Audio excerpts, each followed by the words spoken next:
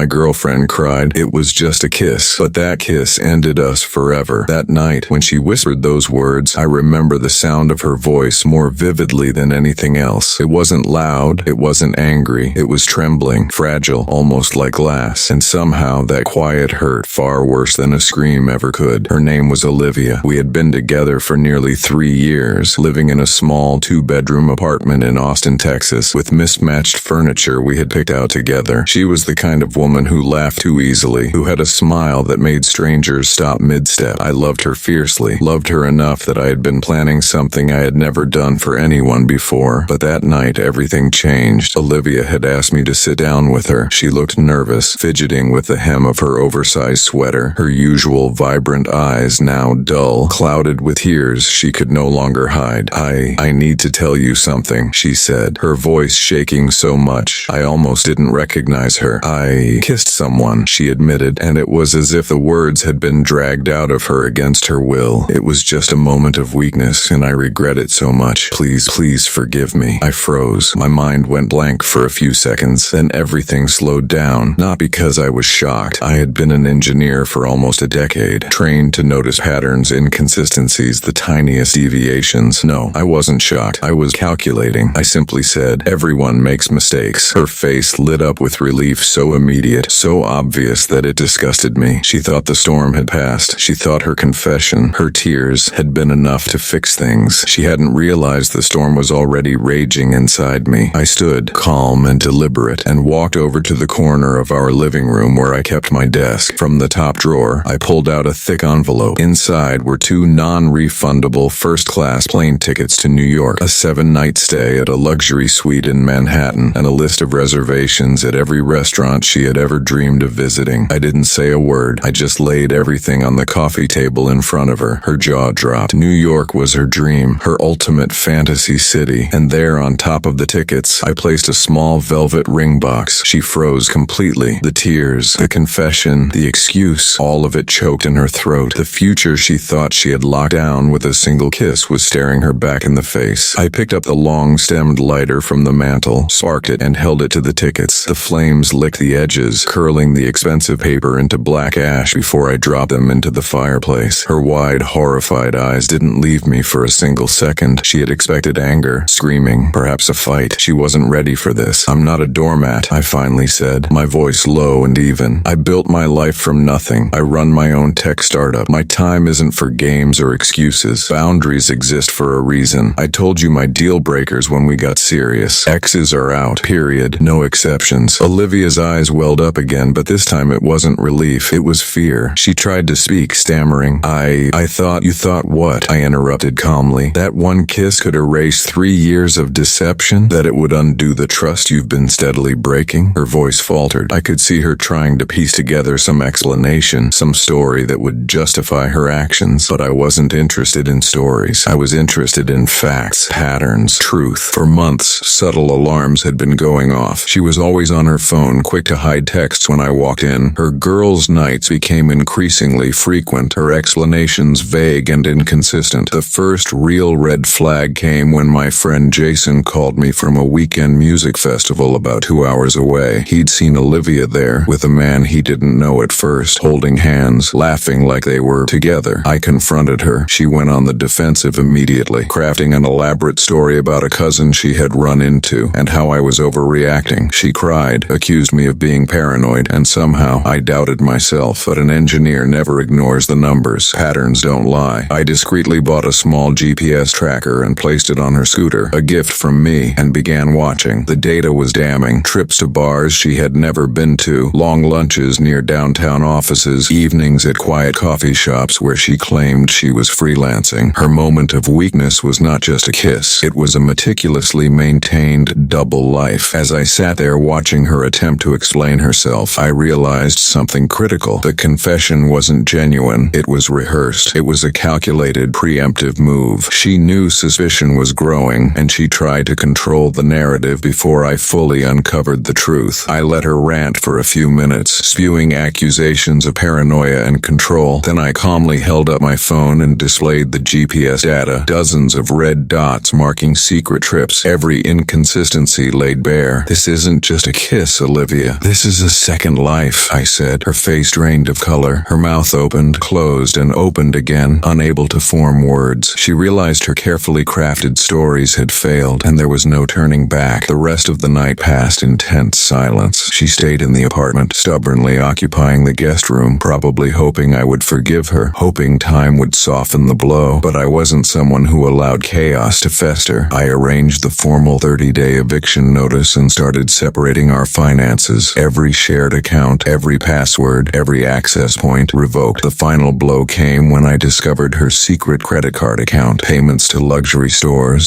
spa treatments, dinners, all funded by a corporation linked to a man named Victor Langford, a wealthy real estate mogul known for dating younger women. The kiss, the lie, the deceit, it was all a distraction. The real betrayal was a fully funded double life, carefully hidden from me, financed by someone else. By the time she moved out, she had no one. Liam was gone, her parents had stopped intervening, and Olivia's friends were powerless. She had relied on manipulation and lies to maintain control, and now every thread of her fabric unraveled before her. I sold the engagement ring. I booked a trip with my sister to New York instead. Non-refundable tickets can sometimes be exchanged, and sometimes they serve as a reminder. Trust once broken is nearly impossible to rebuild. The fire in the fireplace, that was just the prelude. The real ending was watching her carefully constructed world collapse, knowing I had dismantled it with logic, precision, and unwavering boundaries. And as I walked through the apartment that once held our memories, I realized something. Forgiveness isn't always about words. Sometimes it's about removing toxicity entirely and reclaiming your life. The next morning, Olivia woke up in the guest room, her side of the bed cold and empty, a stark contrast to the warmth and familiarity of the past 3 years. She probably thought the morning would bring another chance, a softened reaction, maybe even reconciliation. But the reality she faced was far harsher than anything she had imagined. I didn't speak to her. I didn't need to. Actions speak louder than words. By noon, I had already called Mark, my lawyer, to confirm that the eviction notice had been legally delivered. Every document, every bank transfer, every email change was methodical. Olivia had spent years crafting a life of half-truths and hidden luxuries. I was about to dismantle it piece by piece. The first step was understanding the full extent of her deception. Sitting at my desk, I spread out all the evidence: GPS data, text messages, screenshots, and the mysterious bank statements. Every transaction pointed to one common thread: a corporate account in the name of Victor Langford. It wasn't just money. It was control. It was influence. It was the backbone of her second life. I didn't need confirmation from her. The numbers were clear, precise, undeniable. My training as an engineer made it impossible to ignore patterns. I ran through every calculation in my mind: how much she was spending, how often she met him, the timing of the trips. Every single piece fit perfectly into a timeline of deceit. I hired a private investigator, someone I trusted implicitly, a retired detective named Sam Whitman. Sam had worked on corporate fraud cases before, and I didn't just want pictures. I wanted proof, irrefutable and detailed. Within 3 days, the photos arrived. There she was, Olivia laughing over lunch at a 5-star rooftop restaurant, Victor Langford paying the bill with a corporate card linked to her secret credit account. Her perfectly constructed facade was crumbling. I set the photos and documents on the coffee table. Olivia entered the living room, her face a mixture of hope and fear. "I thought maybe we could talk," she started. I held up the evidence. No words were necessary. She gasped, the color draining from her face. Every excuse, every lie she had rehearsed fell apart at the weight of truth. "You've been living a double life," I said calmly. "This isn't just a kiss, Olivia. This isn't just about Liam. This is systematic, deliberate, and well-funded. And now, it ends." She sank into the couch, trembling. I could see her mind racing, calculating, bargaining, planning her next move. She was good at this, I had to admit, but she wasn't prepared for precision. Over the next week, I went through every shared account, every subscription, every joint online service. Passwords were changed, access revoked. She tried to argue, to plead, but every attempt fell flat against the immovable wall of logic I had built. Her friends tried to intervene. Tara, her closest confidant, came over, furious and defensive. "You're being controlling. You can't just track her like this," she yelled. I calmly laid out the evidence of her double life on the table. "Are you aware that your friend has been taking money from a wealthy man while living with me?" I asked. Tara's jaw dropped. She muttered something about misunderstanding, but left within minutes, defeated by the facts. Her parents came next. I didn't call them. They showed up unannounced, trying to play the the concerned family card. "Mark," they started nervously, "we think maybe there's been a misunderstanding. Couldn't you give her another chance?" I looked at them calmly. "Have you ever met Victor Langford?" Both flinched. The truth was clear. They had known about her second life all along and had chosen to remain silent. I asked them to leave, mentioning the police if they refused. They left quickly, shoulders slumped, defeated. Olivia's attempts to negotiate were relentless. She tried reasoning, crying, begging, but the one thing she had underestimated was me. I didn't just react emotionally. I dismantled her life with logic, step by step. Then came the most satisfying moment. A package arrived from a high-end electronics store. A new laptop, top of the line, with a gift receipt from Victor, wishing her an early birthday. I signed for it. When she came home that evening, I handed it to her. "Looks like your retirement plan is still depositing checks," I said. Her panic was visible, a rare, pure emotion. No tears, no fake apologies, just shock. By the time the 30-day eviction period was over, Olivia had no allies. Liam was gone. Victor was unreachable. Her parents wouldn't intervene, and her friends had distanced themselves. She had spent years manipulating, lying, hiding, and the full weight of her choices now pressed down on her. The day she moved out was quiet, almost surreal. She had to hire movers from a local app, strangers who had no loyalty, no connection to her. Watching her carry out her mountain of designer clothes, shoes, and luxury items, I realized the full impact of my actions. The revenge wasn't fiery destruction. It was methodical, precise, and unavoidable. Every thread of her deception unraveled in a way she had no control over. As she walked out for the last time, she turned to me, venom in her voice. "I hope this makes you happy. You've ruined my life." I looked at her calmly. "I didn't ruin your life. I just stopped funding it." Her eyes widened. She realized it wasn't anger that had undone her. It wasn't shouting or dramatic gestures. It was strategy, boundaries, and the cold truth she could no longer escape. The apartment was mine again, clean, quiet, free of lies, and as I sat in the living room, I understood a truth that no confession, no tear, no kiss could undo. Betrayal isn't about the moment. It's about the choices that lead up to it, and the courage it takes to act when those choices are revealed. By the time the eviction day arrived, the apartment felt emptier than it had in years. Every memory, every laugh, every trace of our shared life seemed suspended in the quiet. I watched Olivia move through the space like a ghost, carrying boxes of carefully curated belongings that had meant more to her image than to her life with me. She had no one left. Liam hadn't returned her calls. Her parents had distanced themselves, and Victor Langford was unreachable, likely busy maintaining the illusion of control in his own world. The friends who had once filled her apartment with laughter had all disappeared, some quietly slipping out, others confronted with undeniable truths they couldn't ignore. Her pride, her carefully built persona, and her network of lies were crumbling all at once. Watching her attempt to maintain composure while her world fell apart was strangely satisfying, not because I enjoyed her pain, but because it reflected the cold, unalterable consequences of betrayal. "Olivia," I said quietly, watching her struggle to lift yet another heavy box, "you know, trust isn't just broken by a kiss. It's broken by months of deception, by choices you knowingly made and the lives you tried to manipulate." She froze mid-step, her arms trembling with the weight of the box. "You don't understand," she whispered, voice shaking. I didn't mean for any of this to—" "No," I interrupted softly but firmly. "You meant exactly what you did. Every smile you shared with him, every dinner, every payment from that corporate account, every one of those choices was intentional. Intent matters, Olivia, not excuses." The movers had arrived, silent and efficient. They didn't care who she was or what she had done. They were only concerned with getting the job done. Watching them carry away the mountain of designer bags, shoes, and accessories, it struck me how fleeting all of her superficial wealth had been. In her obsession with appearances, she had lost the one thing money could never buy: honesty and respect. As the last box was carried down the stairs, she turned to me one final time. Her eyes, once bright and full of life, now only reflected panic and disbelief. "I hope this makes you happy," she said again, her voice low, bitter, almost hollow. I didn't need to answer. I simply shook my head and said, "I didn't ruin your life. I just stopped paying for it." She hesitated at the door, lingering as if waiting for something: an apology, a reconciliation, a sign that she still had power. But all the power had shifted. Her calculated world had collapsed. The web of lies she had spun so carefully was now gone, and she had no one to blame but herself. Once the door closed, the apartment felt like a different place. The echoes of arguments and laughter seemed distant, as if they belonged to another lifetime. I walked through the rooms, remembering all the moments moments we had shared, the mundane and the magical alike, and realized something profound. Forgiveness is not always about accepting someone back. Sometimes it's about letting them leave entirely and reclaiming your own life. The most important part of this entire ordeal, however, was the lesson it reinforced. Boundaries are everything. I had set mine clearly from the start, and despite her attempts to manipulate them, I had stood firm. Olivia had thought she could control the narrative, but she had underestimated the power of logic, evidence, and unwavering conviction. Weeks passed and life slowly returned to a new normal. The apartment was quiet, but no longer empty. I spent time with my sister, finally booking a New York trip with her instead of Olivia. The tickets I had originally bought for her birthday were exchanged, a symbolic gesture of reclaiming what had been lost to manipulation. For the first time in months, I felt peace. Olivia tried to rebuild her life too, though from what I heard it was not easy. The lavish gifts and attention she had once relied upon vanished. Social media campaigns, attempts to portray herself as the victim, all fell flat when photos of her with Victor surfaced online. She had created a life dependent on deception, and now she had to live with the fallout. There were no dramatic confrontations after that, no shouting, no revenge schemes, no public spectacle. Everything had been dismantled quietly, efficiently, irrevocably. She had wanted control. She had wanted to play a game, but in the end, it was her own choices that determined the outcome. And as I watched her fade from my life, I realized that sometimes the most satisfying endings aren't about rage or revenge. They're about clarity. They're about reclaiming your space, your peace, and your sense of self. And sometimes the true fire isn't in burning what someone else cherishes. It's in ensuring that they face the consequences of their own actions without interference or mercy. By the time she was gone, I felt lighter than I had in years. The apartment was mine again, free of lies, free of tension. I sold the engagement ring, not out of spite, but to reclaim a symbol that had been tainted. I started new routines, focused on work, and spent meaningful time with family and friends who truly mattered. And somewhere deep down, I knew that while a single kiss had started the unraveling, it wasn't the kiss itself that ended us. It was the accumulation of choices, lies, and betrayals over time. That kiss was merely the spark in a house full of dry kindling. And just like that, the story ended, not with fury, not with regret, but with clarity. Months passed after Olivia's departure. The apartment felt alive again, but in a different way, not with shared laughter or whispered arguments, but with the quiet confidence of a life reclaimed. Every corner, every shelf, every familiar object felt renewed. I had purged what no longer served me, her clothes, her trinkets, the subtle reminders of betrayal. In their place, I added things that mattered, books I had long ignored, pictures with family, small decorations that carried meaning, not deception. I spent that time reflecting, not out of anger, but out of understanding. Olivia had been a mirror, showing me the limits of trust, the importance of boundaries, and the consequences of choices. The kiss had been the spark, yes, but it was the months of manipulation, the hidden expenses, the secret life with Victor Langford that truly defined the betrayal. And understanding that gave me something more powerful than revenge: peace. The New York trip with my sister Ava had been exactly what I needed. Walking through Manhattan streets, seeing the city alive with energy, the skyline glittering against the night, I felt free. Free from deceit, free from manipulation, free from the shadow Olivia had cast over my life. We laughed, explored, and shared moments that reminded me of simpler times, that the world, full of complexity and chaos, also held beauty. Meanwhile, I kept tabs on Olivia's social presence quietly, not out of malice but curiosity. Her lavish lifestyle had collapsed. The corporate-backed credit card was gone. Social media posts, once curated to display perfection, were sparse, shaky, and inconsistent. She had lost the network she had relied on, the facades she had crafted so meticulously, and the people who enabled her schemes. It was sobering to see how much a life built on deception could unravel when the foundation is removed. One evening, I sat in my apartment reflecting on the past year. I realized that the most valuable lesson wasn't in catching her lies or in the careful dismantling of her second life. It was in reclaiming myself. I had not allowed anger to dictate my actions. I had not allowed revenge to consume me. Instead, I had acted with clarity, logic, and principle, and that made me stronger. I also understood forgiveness differently. It wasn't about accepting Olivia back. It wasn't about pretending nothing happened. Forgiveness was about releasing the emotional weight she had tried to place on me. It was about moving forward without bitterness, without letting her mistakes define the rest of my life. Life slowly returned to its rhythm. Work, family, friendships, all thrived in the absence of her manipulation. I reconnected with old friends I had neglected, hosted small gatherings, and allowed myself to feel again without suspicion. And surprisingly, there was room for trust once more. Not naive trust, but informed trust. The kind built on observation, experience, and understanding human nature. The most satisfying part wasn't watching Olivia struggle. It wasn't the fire in the fireplace, the plane tickets burned, or the careful dismantling of her hidden accounts. The satisfaction came from the restoration of my life. The control she had attempted to seize, the power she thought she had over me, was never hers to hold. I had always been in control. I had only needed to act decisively to prove it. I never regretted showing her the plane tickets, the photos, or the GPS data. Every act had been necessary, every confrontation a reflection of her choices, and in a strange way, gratitude formed in me. Without her betrayal, I might never have learned just how strong, patient, and perceptive I could be. Without her lies, I might never have seen the true value of boundaries, logic, and careful action. One night, as I sat on the balcony with a cup of coffee, the city lights reflecting in the river below, I thought about what had truly ended. It wasn't just the relationship with Olivia. It was the illusion I had once held, that love alone could protect me from deception. It wasn't love alone that mattered. It was discernment, clarity, and the courage to enforce boundaries when trust is broken. I smiled faintly, thinking about Ava and our trip. Life, in its unpredictable way, had offered a reminder. Moments of betrayal could also birth moments of clarity, and moments of clarity could lead to unexpected joy. And then there was a sense of closure I hadn't anticipated. Olivia's departure, her ruined connections, her public exposure, all served as punctuation to a chapter that had long overstayed its welcome. I didn't need her apology. I didn't need her explanation. I only needed the truth, and the truth had been more powerful than any word she could muster. By the time the year turned, I had fully reclaimed my world. The apartment, once filled with the echoes of deceit, now hummed with life, laughter, and quiet certainty. I reconnected with my ambitions, started a few new projects, and allowed myself to dream again. And somewhere in that quiet satisfaction, I understood a simple but profound truth. Betrayal can burn, but it can also illuminate. It reveals who you are, what you value, and what you will never compromise. And so, the story ended, not with dramatic confrontation, not with public spectacle, but with the quiet reclamation of self. A kiss had started the unraveling, yes, but the ending was defined not by her actions, but by mine, by strength, clarity, and an unwavering adherence to principle. I looked out over the skyline one last time, inhaled the cool night air, and felt, for the first time in months, unburdened. Life moved forward, I moved forward, and the past, as messy, painful, and revealing as it had been, finally belonged where it should, behind me.